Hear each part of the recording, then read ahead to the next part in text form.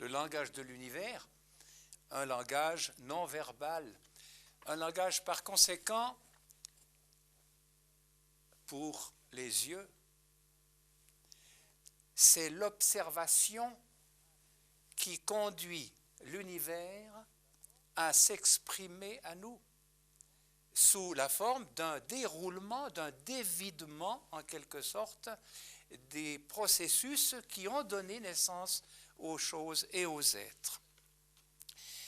Je pense qu'on peut ajouter ceci, puisque c'est à la fois le moteur de la perspective maçonnique et de la perspective essénienne.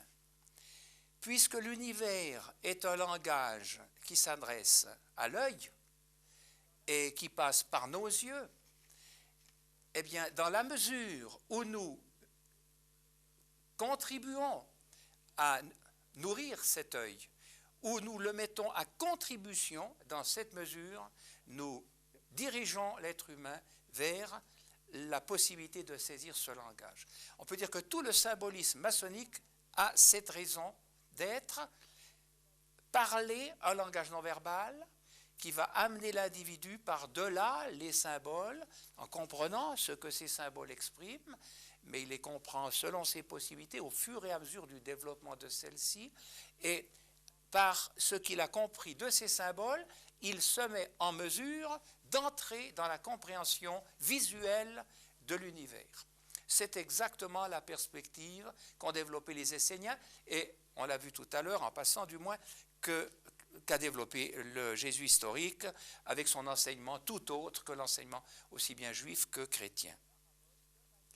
Il leur parle en images, en paraboles, de manière à ce que leurs yeux petit à petit s'ouvrent et puissent, dit-il, saisir le langage qui ne passe plus par la parabole, le langage direct. Il dit, l'heure viendra où je vous parlerai directement, ouvertement, sans parabole du Père. Cette heure représente leur naissance d'esprit. Je terminerai cet exposé en reprenant la notion de l'escargot qui se déroule, mais à condition qu'on parte de son centre dans le sens naturel des aiguilles de la montre. Et pour qu'il se déroule, eh bien, il faut, écoutez ce que c'est beau, il faut, dit le Jésus historique dans l'évangile de Thomas, que tout d'abord, ou bien si vous voulez parallèlement, nous enroulions dans le sens contraire aux aiguilles de la montre, mais cette fois-ci en partant du développement existant, nous enroulions le ciel et la terre jusqu'à parvenir à la possibilité de saisir directement les faits. Il déclare ceci, je le lis parce qu'il est possible que je n'ai pas le temps de le faire lorsqu'on en sera à l'escargot. Dans la perspective essénienne et la perspective maçonnique, on dira dans la tradition initiatique, nous avons entendu le professeur Dupont-Sommer qui nous disait que les Esséniens de Qumran, des bords de la mer Morte, étaient une communauté initiatique.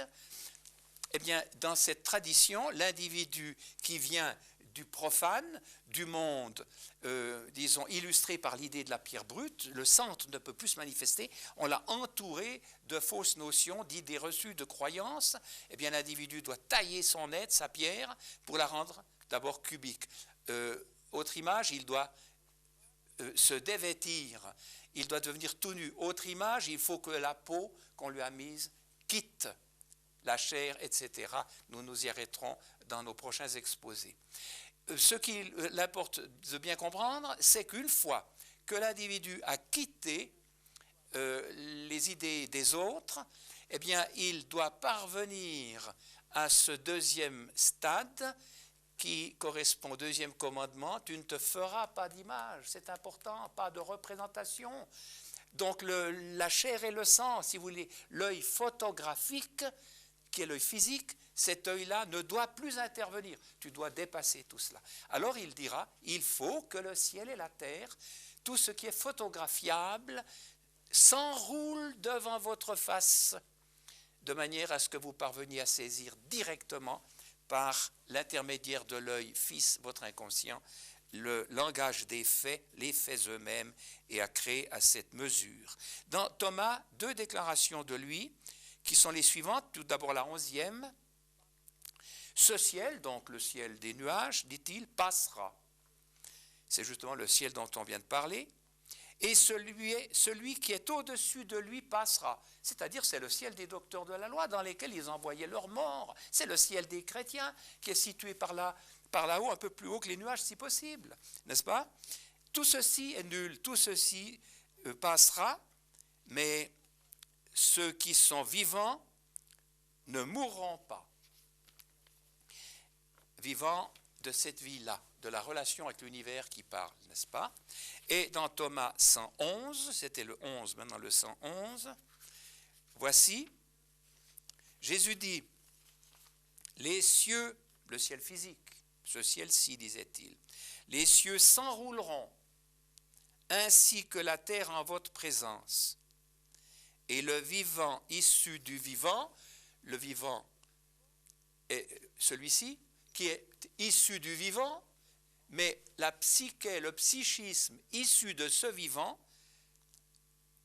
ne verra ni mort ni crainte. On aura dépassé ce qui naît, ce qui meurt, le ciel et la terre en l'occurrence. Donc je retiens seulement cette idée à propos de l'escargot, du cheminement. Le cheminement des 3 commandements nous amène à passer de droite à gauche, puisqu'on remonte un faux développement. Le faux développement s'était produit sous l'influence des tiers, au lieu de faire de nous ce que nous devrions être, un déroulement naturel dans le sens des aiguilles de la montre, avec l'escargot qui sort, on l'a vu, on le verra encore à notre rencontre, l'animal donc qui sort à notre rencontre, eh bien on nous a fait un développement inverse, s'appuyant sur les réalités visibles, l'œil photographique, alors que l'œil radiographique, lui, demandait un déroulement dans l'autre sens. Nous sommes déroulés dans le sens contraire aux aiguilles de la montre, on va le représenter tout à l'heure, si bien que pour l'annuler, il faut le remonter. C'est ce qu'il a appelé le ciel et la terre qui s'enroulent. C'est ce qu'on appelle l'involution, c'est rouler dedans, ils redeviennent le point d'origine, ils disparaissent pour permettre le vrai développement d'avoir lieu. J'ai représenté tout à l'heure, mais je le reprends pour aller un peu plus loin, ces 3 commandements comme correspondant, on l'a vu, au temple de Salomon. Vous avez donc ici le porche, c'est l'apprenti, avec sa colonne Ige, il a fondé. Ici, la chambre du milieu, avec sa colonne Boaz, la force est en lui. Puis vous arrivez au 3e lieu, qui est le lieu très saint, à partir duquel on entre en communication avec l'univers qui parle. Or, ce lieu très saint n'est rien d'autre que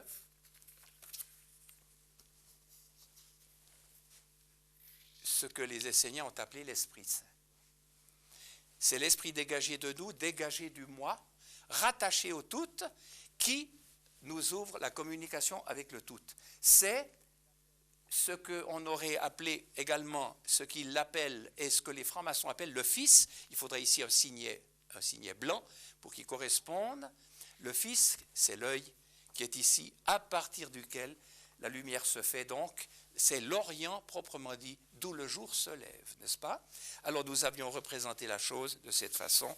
Je me répète pour être bien clair. Nous avions les 3 commandements ici, représentés par les colonnes Ige, B, et ici le lieu très saint, l'Orient, à partir duquel on accède à l'œil. Et vous vous souvenez que nous avions rectifié la chose, plus exactement, pour bien saisir le déroulement, nous avions fait cela. Le cheminement par de là, c'est l'apprenti qui, de la pierre brute qu'il a taillée, maintenant il est à la pierre cubique, il la travaille, plutôt je m'exprime mal, c'est l'apprenti qui taille la pierre pour la rendre cubique, et le compagnon taille le cube pour aller au centre, si bien que la représentation a lieu sous cette forme. Et la montée vers la puissance qui exerce l'autorité royale sur le tout, cette montée a lieu sous cette forme. Mais attention, j'anticipe ce que je dirai dans l'un des exposés suivants, je l'ai dit tout à l'heure, cette descente apparente à l'œil, en fait, est une montée, il s'agit d'une pyramide, n'est-ce pas? C'est ce qu'on appelle l'élévation du maître à la maîtrise, ceci se passant en plan. C'est la démarche linéaire. Ici, vous ajoutez une droite à une droite, cela constitue un plan. La démarche en plan, la terre, et maintenant vous arrivez à la notion de ciel, qui est au-dessus la troisième dimension, et qui vous permet d'exercer l'autorité royale des cieux. Grâce, nous l'avons dit tout à l'heure, grâce à cet élément qui est l'œil, et que les francs-maçons appellent, comme les Esséniens, comme le Jésus historique appelle le Fils. L'œil, Fils, le Maître vit dans le Fils, il vit dans l'œil. Je reprendrai pour quelques instants les vues que nous avons examinées, plus exactement ceux qui nous restent à examiner. Je disais tout à l'heure, pour ceux d'entre vous qui n'auraient pas vu la cassette précédente, je disais tout à l'heure que le message, aussi bien maçonnique, c'est-à-dire initiatique, que essénien, se trouve avoir percé dans certaines églises baroques et s'y cache au point qu'il faut s'évertuer de l'y découvrir, ce message.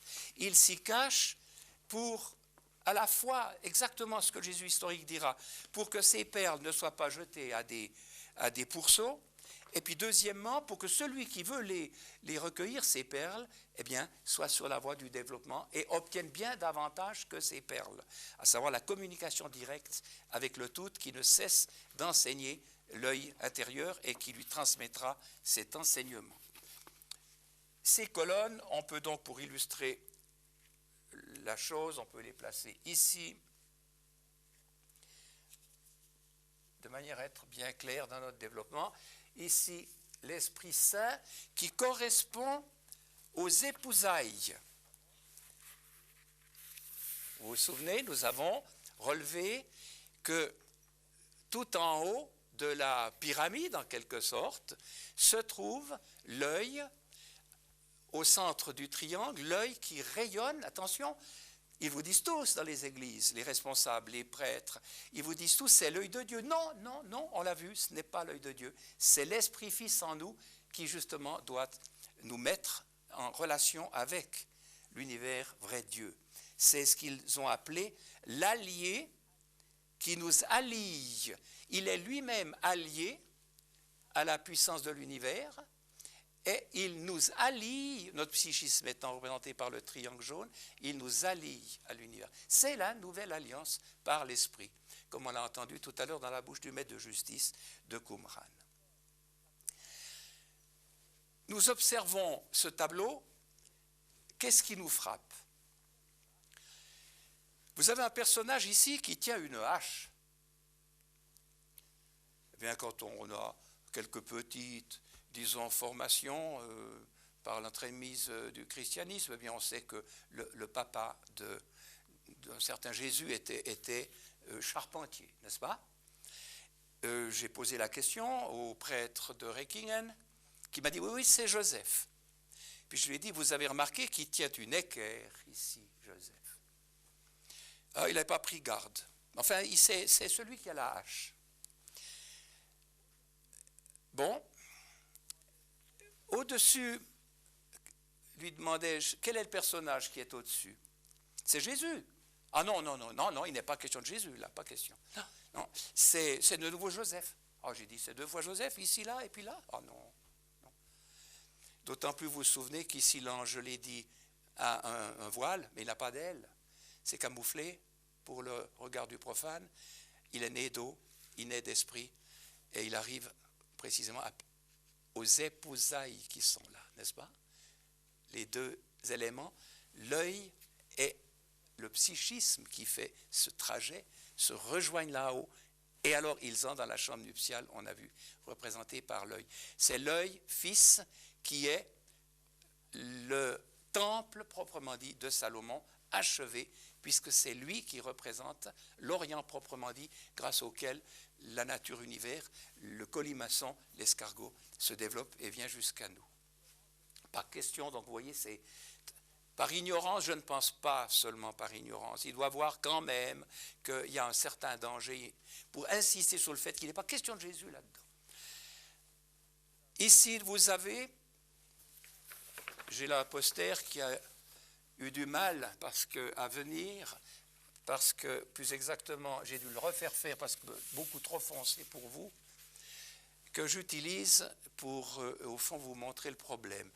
Vous voyez ici le geste, on l'a vu tout à l'heure en plus gros plan, du personnage qui, de la main gauche, tient le lys de la pureté. Cela correspond à la naissance d'eau, il n'a pas encore d'aile, c'est la position, si vous voulez, atteinte par Jean-Baptiste. Et puis, ici même, la main sur le cœur en forme de griffe, il s'arrache le cœur, raison pour laquelle il peut, sortant de l'ego, il peut monter. Il est au deuxième stade, l'esprit d'objectivité. Il ne se fait plus d'image, il a saisi déjà du moins qu'il y a en lui un on qui lui donne un on qui l'habite, qui est l'œil, et le voilà qui va monter. Attention, une fois arrivé là-haut, eh bien, évidemment, le personnage qui est là, qui est le fils de Joseph, le personnage en question rayonne. On l'a vu tout à l'heure dans la photo de l'église de Rothenburg. Celui qui est à gauche est visité par un inconnu, le fils, et il rayonne de lumière. Et alors ici, le fils intérieur à l'homme ou fils de l'homme, qui est en réalité fils de l'univers, n'est-ce pas? Voilà ce que je vous ai noté ici. Le père, son papa, ici son fils, chair et sang. Le père, univers, le Dieu esprit, son fils, l'esprit en nous, et l'esprit prenant en quelque sorte le dessus dans ce personnage, l'amène psychiquement au mariage, à l'union conjugale ici, et lui fait prendre place au centre même de la vie jaillissante.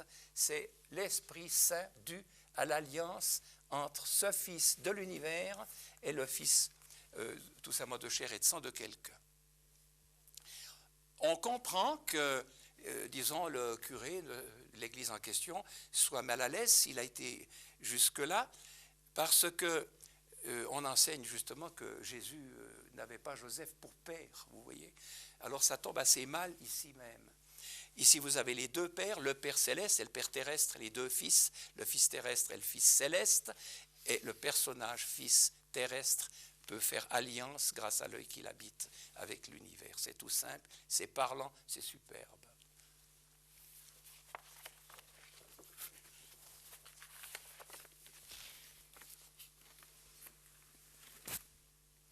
Cette même église, vue cette fois-ci avec un objectif grand angulaire, à cette allure, donc, je l'ai dit tout à l'heure, l'univers qui parle, le nouvel amour qui en sort.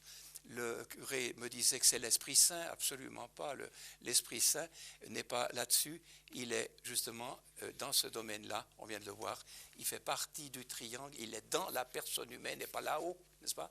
Mais enfin, pour passer leur message, ils ont dû donner à l'aigle, l'aigle royal, ils ont dû lui donner une forme de colombe, alors qu'ici, vous avez le temps, ce qui naît, ce qui meurt, ce qui convient, ce qui appartient, si vous voulez, à l'humain, à ce qui sort, dit-il, de la femme, né de femme, alors qu'ici, il est né d'esprit.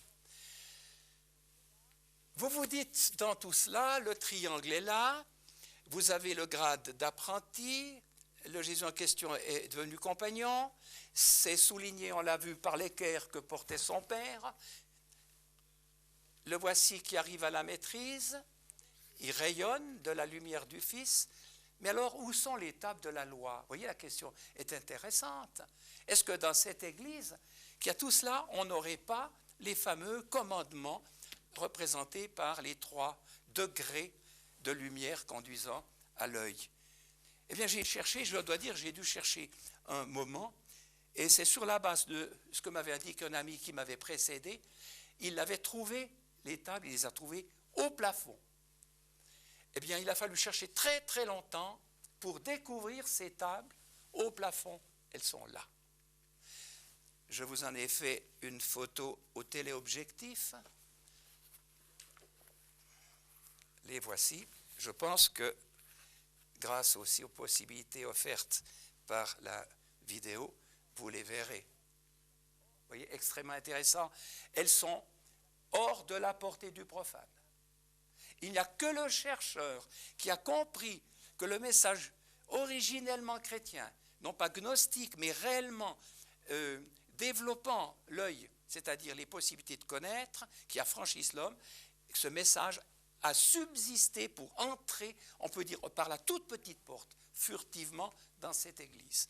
Voilà les 2 tables, à gauche, comme ici, les 3 commandements qui nous rattachent au tout, à droite, les 7 qui nous rattachent au groupe. Et ils ont dû, vous allez voir ceci tout à l'heure, dans l'église de Notre-Dame, la basilique Notre-Dame de Fribourg, ils ont dû faire comme là-bas, ils ont dû introduire tous les symboles chrétiens pour que ça passe. Voyez-vous, de nouveau pour que cela passe. Vous avez le crucifié, vous avez ici la tiare du pape, etc. Vous avez le calice de la messe, de l'élévation de l'hostie, etc. Et ici des emblèmes de Marie, n'est-ce pas? Pour que ceci puisse paraître. Or, qu'est-ce que vous voyez? Vous avez ici de nouveau le fameux bâton avec un serpent autour. Jésus disait dans Jean 3, il vous faut, comme Moïse l'a fait à l'égard du serpent, il vous faut élever l'élément qui vous conduit au Fils, tout ce bleu qui vient de lui, et puis qui était caché au fond de vous-même, de vos intérêts, et détruit par le groupe. Il vous faut élever ceci, afin que, en vous ouvrant, en regardant à lui, vous receviez la lumière qu'il habite, c'est-à-dire la vie. Or, vous voyez bien que le bâton en question n'a rien à faire avec la croix. La preuve qu'il n'a rien à faire avec la croix, c'est qu'elle est déjà là. C'est le message de la tradition. Vous voyez donc les 2 messages côte à côte, 2 messages, on peut dire, inconciliables et qui sont là. Ceci nous permet d'aller plus loin, de passer à l'église dont j'ai parlé tout à l'heure, qui est la basilique Notre-Dame de Fribourg. Vous levez les yeux, et avec peine d'ailleurs, vous observez ceci au plafond. Qu'avez-vous là? Les 2 messages de nouveau. Ici la croix, avec une couronne, disons plutôt de gloire que d'épines, mais qui sait, il faudrait encore voir plus près. Ici, de nouveau, comme on l'a vu tout à l'heure, la fameuse coupe, la coupe du sang, n'est-ce pas, du sang physique, la coupe, vous voyez, qui rayonne de lumière, parce qu'il fallait ça pour la tradition propriétaire de cette église, la tradition chrétienne, et ici, le message que vous avez là, le message réellement chrétien d'origine, l'œil dans son triangle, qui rayonne de lumière, vous voyez, avec la couronne royale que vous avez là, l'œil roi, parce que fils de l'univers. Et les fameux cœurs nouveaux, l'amour nouveau que vous avez vu tout à l'heure, rayonnant de la colombe aigle de l'église de Reckingen, présentée tout à l'heure. Et ici, les fameux 3 roses, toujours les 3 points avec une autre fleur dedans pour pas que ça apparaisse trop non plus. Attention, un livre ouvert, la révélation continue, là-bas, un livre fermé. La révélation est achevée. Là, vous devez croire ce qui est là-dedans, alors qu'ici, sous vos yeux, l'univers se déroule, le livre s'écrit, continue à s'écrire. Cette continuité, vous allez la trouver maintenant dans la cathédrale de Fribourg. J'ai hâte d'y passer pour que vous puissiez voir le tout sous forme de cet exposé-ci. Dans l'église de Notre-Dame, toujours, dont vous venez de voir ce qui s'observe là au plafond, vous aviez eu cette fameuse croix qui n'était que le bâton sur lequel Moïse avait fixé le serpent, et dont je vous parlais tout à l'heure, que j'ai photographié de biais pour que vous voyez bien que le serpent en question, qui a une tête, on l'a mieux vu tout à l'heure que sur cette photo, l'éclairage était moins bon, qui a une tête d'oiseau, vous connaissez très bien l'œil, et le bec qui est là recouvert de poussière. Tout ceci est de la poussière, ce qui est gris comme ceci. Et alors vous voyez très très bien que c'est l'oiseau, c'est autrement dit l'annonce, le symbole du pélican, vous voyez. Mais un alliage entre le serpent et le pélican qui va prendre sa substance, le fils, l'œil, qui donne à ceux qui sont là, au psychisme qui avance dans son cheminement à sa rencontre, qui lui donne sa propre substance. Alors que tous déclarent, tous les ecclésiastiques, tous les représentants du message traditionnel déclarent que le pélican illustre le sacrifice de Jésus sur la croix. Rien de tout cela. Il nourrit ses enfants qui sont là, qui naissent de lui, de sa propre substance. On va le voir tout à l'heure. Je vous rappelle que le fameux bâton de Moïse est qualifié de croix.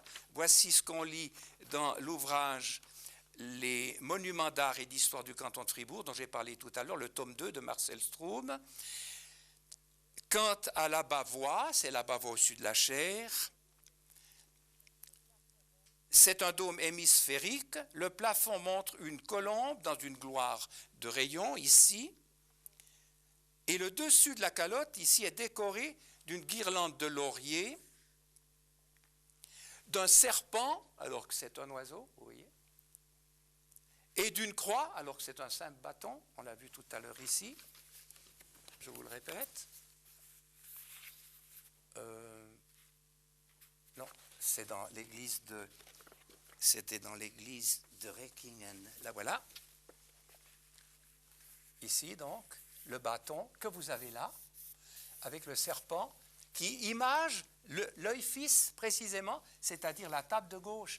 Alors, cette table, vous voyez, elle doit se lever, comme ce bâton doit se lever pour devenir le pélican qui va vous nourrir sa substance. Je trouve ça absolument grandiose. Je vous signalais qu'au lieu des rayons qu'on a vus tout à l'heure, ces deux tables ont, en quelque sorte, derrière elles, un feu qui ne les consume pas, le feu de la purification à l'égard du mensonge qui a régné jusque-là, les ténèbres qui ont régné dans le monde. Et ici, vous voyez, un attiseur qui passe derrière pour attiser le feu.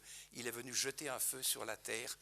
Et que peut-il demander de plus s'il est déjà allumé? Dans Thomas, il dit, il veille jusqu'à ce qu'il embrase. Enfin, la récupération du message, on peut dire, par les représentants du christianisme. Voici l'intérieur de la cathédrale de Fribourg, ou plus exactement au-dessus d'un autel. À l'intérieur, ce que je vais vous montrer, le fameux message de Pierre, est à l'extérieur. Qu'est-ce que vous avez au lieu de l'œil qui rayonne? Plaçons-le, empruntons-le à la tradition maçonnique ici. Le voilà, vous voyez. C'est toujours le même, n'est-ce pas, qui rayonne dans son triangle. Ce qui rayonne, c'est le cœur, oui, l'affectivité. C'est capital. Si vous avez compris cela, vous pouvez alors vraiment dire que vous avez mis le doigt sur le drame qui se joue ici-bas depuis des millénaires. On glorifie l'affectivité. Voyez, leur Jésus, il n'a pas eu de lumière qui rayonnait. Il n'a pas eu l'œil fils en lui. Il était le fils en chair et en os de Dieu. Et puis son cœur saignait par amour paternel et maternel, etc. Vous voyez, il est encore fleuri de fleurs authentiques, tellement, n'est-ce pas, son sacrifice assassinat est grandiose aux yeux des pauvres gens qui en sont là. Et alors, vous voyez, le cœur rayonne, c'est l'amour qui est lumière. Autrement dit, on est dans la nuit la plus totale qui soit, et on vous rappelle ici, avec la lance et tout, les souffrances de ce que ce pauvre personnage a vécu, n'est-ce pas, pour nous, soi-disant, alors qu'on l'assassinait pour le faire taire. Et tout en haut, pour illustrer ce sacrifice, le fameux pélican, avec ses petits, il y en a 3 là, vous voyez, qui prend de sa substance. Et ils interprètent ceci comme étant le sacrifice de Jésus-Christ, qui nous donne son sang à boire et sa chair à manger, d'après eux. Or, nous avons l'occasion de le spécifier ici. L'œil qui est au centre de notre être, fils du cosmos, nous donne, sous cette forme-là, à ce degré, il nous donne sa chair, une fois qu'on l'a élevé, sa chair à manger. Autrement dit, il s'est entouré de substance puisée à l'univers, de connaissance, de vérité puisée là. Puis quand nous arrivons à ce stade, eh bien, les pas changent et il nous donne ici précisément la substance qui circule dans son être. Il nous donne ici ce qu'il a appelé son sang. Si vous ne buvez le sang du Fils de l'homme, si vous ne mangez le pain que le Fils de l'homme vous donne lorsque vous travaillez pour ce pain, on l'a vu dans Jean 6, 27, vous n'avez pas justement la vie, c'est-à-dire sa vie en vous-même. Et la voilà, sa vie qui vous est conférée. Vous arrivez ici au compas, autrement dit, les pas en question se referment et puis viennent d'en haut. Ensuite, c'est la grande inversion qui vous permet d'entrer ici même. L'étoile à 5 branches, flamboyante, qui illustre le psychisme humain, eh bien, s'inverse à ce niveau-là. Autre accaparement du message, le voici, dans une église près de Payerne, de Cugy, une église de campagne. Vous découvrez cela. Évidemment, on a raconté, comme pour fermer plus fermement encore les yeux des pauvres fidèles, que c'était l'œil de Dieu. Alors maintenant, sur un confessionnal, on vous a gravé cet œil. Puisque Dieu voit tout, hein, eh bien, dites au prêtre tout ce que vous avez fait. Ça, c'est la récupération du message. Or, l'œil en question, vous l'avez vu par toutes les photos que je vous ai montrées, l'œil en question est émetteur de lumière. Pour nous, le psychisme, c'est pourquoi il rayonne toujours, et non pas un œil qui d'en haut nous voit pour suivre nos péchés afin que nous puissions les confesser. C'est une pure récupération, c'est évident et désastreux. Ici, par contre, dans la même église, vous trouvez les 2 tables. Alors vous dites, mais ils avaient compris quelque chose, puisque c'est sur la porte de la sacristie que vous avez cela. En lieu et place de l'œil, vous avez les 2 tables. C'est qu'ils ont vu dans d'autres églises que là où il y avait l'œil dans le triangle, il y a les 2 tables. Alors ils ont mis les 2 tables une fois qu'ils eurent mis l'œil sur le confessionnal. C'est tout simple, ils n'ont rien compris, ils l'ont fait figurer là. C'est totalement étranger au problème que nous traitons. Je termine, puisque nous allons prendre dans l'exposé suivant la question de l'enroulement de l'escargot. Je termine en vous montrant simplement, en annonce de ce qui vient, ce que vous observez à l'extérieur de la cathédrale de Fribourg, on dit aussi l'église de Saint-Nicolas, le fameux triangle, vous voyez, grandiose, en forme de pointe, c'est-à-dire de pyramide, comme j'ai essayé de vous le montrer. Le triangle, regardez bien, qui rayonne, mais parce que l'œil rayonne. Alors que le commentateur, de nouveau, M. Stroop, déclare ceci: ce triangle est placé sur des nuées, d'où partent des faisceaux de rayons. Vous voyez, sur des nuées, d'où partent? Non, les faisceaux de rayons ne partent pas des nuées, ils partent de l'œil qui est là. Et nous verrons, vous le devinez déjà par ces personnages, que nous retrouvons notre triangle. Autrement dit, nous nous arrêterons tout à l'heure au problème. Nous trouvons ceci, 2 personnages ici, la fille, la psyché, le fils, l'œil, qui l'attire. Elle va faire ceci, le rejoindre ici. Lui se trouvera là, le voilà. La position suivante, il est là. Le garçon qui était là maintenant est en haut. Et puis celle-ci se presse contre lui de manière quasi amoureuse. C'est les épousailles, comme on a vu justement à Arlesheim, où l'inconscient créateur est cette fois-ci mis dans la possibilité de faire un avec nous et de nous fructifier.